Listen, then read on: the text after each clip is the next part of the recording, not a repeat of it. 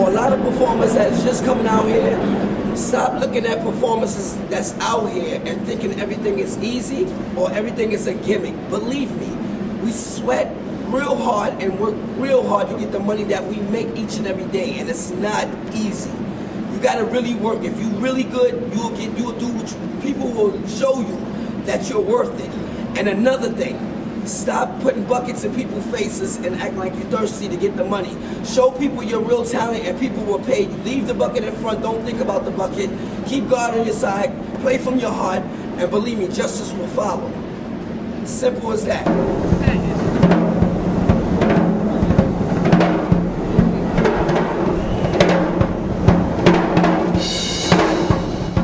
My name's Shaker Leg. Been playing underground in New York for about, I'd say just rounded up 10 years at this point. People don't get it. They need to understand that playing in the subway is just as legitimate as any other venue. It's just a different, a person who says, I'm going to go right now and play for people right now. I'm not going to wait for the booking agent. I'm not going to wait for the month show. At the end of the show, okay, now I get to play for people. No, I go whenever I want. The people are there, and they seem to really dig it. That's one of the reasons why I live in New York. I've lived here all my life. I've played on the street for music. I think it's great. I'm glad they're there and they, add some color to my day. I think some of the best musicians are the ones that are underground. When you play on the stage, you're a big superstar. When you play underground, there's people that can literally stand, and I'm bashing, and they're right next to me with a paper, reading, and I'm like, there's no way in hell what you're reading is more interesting than what I'm doing right now. No way.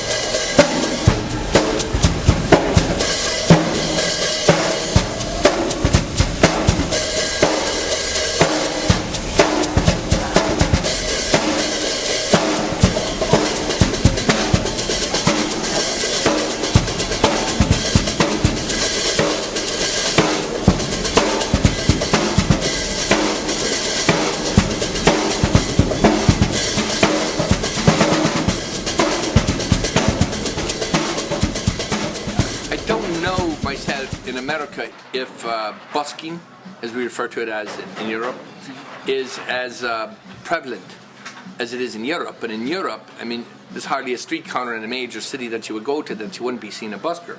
Somebody playing an instrument. Well, I've got another email pretty recently, but exactly it's that. Somebody from the Midwest coming to New York. I'm so happy to read your guide, Know Your Rights, to know that it's legal for me to come to New York, and I'm very looking forward to it. And I'm so happy to know that it's perfectly legal for me to go down and perform on the subways. So, oh no! And I did write her back and said, yes, listen, we really want you to come to New York. We love our subway musicians here, but we wish that all the policemen were reading our Know Your Rights guide too, but they're not. So take it with a grain of salt and try to find a spot where nobody will hassle you.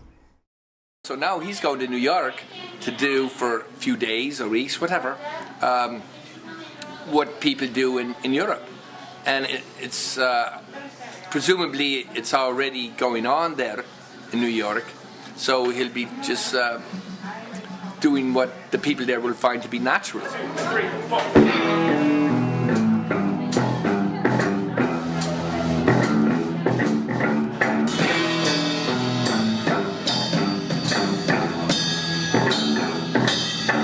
This man is going. Matter of fact, fact, he's going to the great Big Apple. Because they used to say that if you can make it in New York, you can make it anywhere. But we know that if you've made it in Akron, a city of the future, you're going places. So this man is doing it. All right, my name's Nathan Corsi, and this song is called Rising Up.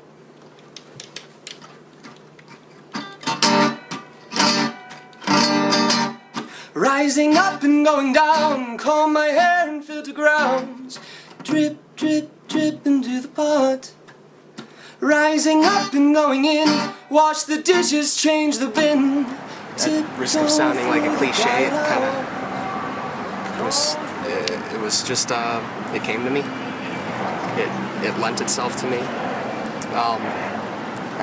As long as I can remember, I loved to sing, and I would listen to, music from, like, Disney movies and, the oldie station around town, and sing along with those songs. And I think in first or second grade, I came to the realization that I'd love to play guitar. Teaching Nate, teaching him anything about music was really like teaching a fish to swim. He was just a flippin' natural, and it was far more pleasure than pressure. I should add that, a little footnote. Did you hear the foot? Did you? All right, I knew you'd like that. Right, so anyway, so I taught him that. We spent primarily, I think, the first 2 years on guitar itself. And then we devoted the next year, I think almost, 90% of it to writing. And we had some collaborative efforts, and Nate just took the ball and ran. And pretty much from there, it's history, and I'm really proud of him. If you can teach somebody something and they're able to implement it in life, they really understand it. Right? He really understands it. He's able to do it.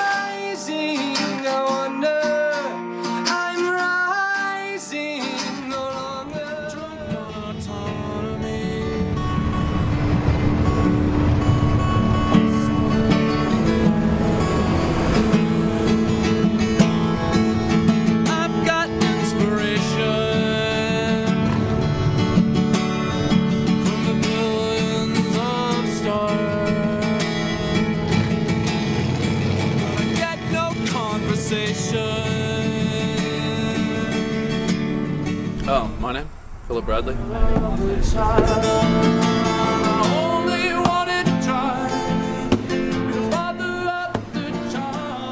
Yeah, I haven't had a whole lot of successes, unfortunately.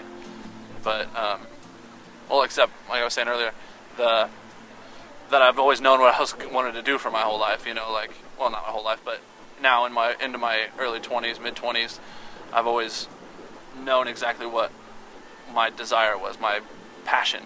People are like, go out and get their regular jobs from their degrees they got in college, and they say they always wish they played the guitar, or they, wish they were passionate about something. I've never had that problem. Always been passionate about music.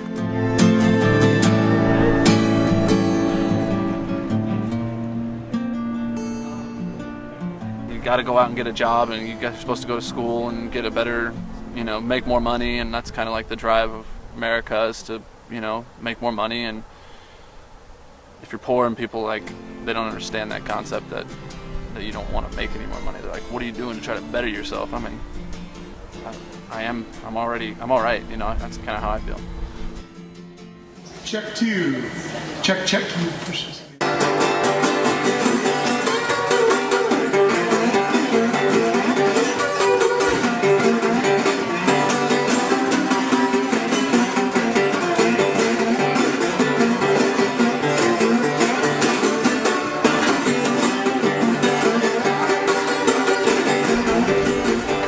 Matthew Ritchie. I'm from about 30 miles south of Seattle, Washington.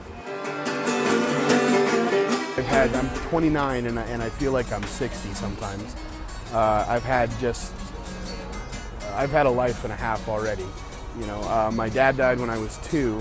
I've been up and down as far just financially. I've been homeless and I've been a homeowner. I've been married twice. I have a 4-year-old son. And actually was in Mexican prison at one point as well. So for me, when I picked up the guitar and I started playing blues, for me it was I wanted to play blues, but I didn't really know what it was as far as just learning the genre and learning the art. But it was still I knew I wanted to play it because that was like all I had at one point in time, is my guitar, and that was the only thing I could do to get some of the angst and some of the anxiety out.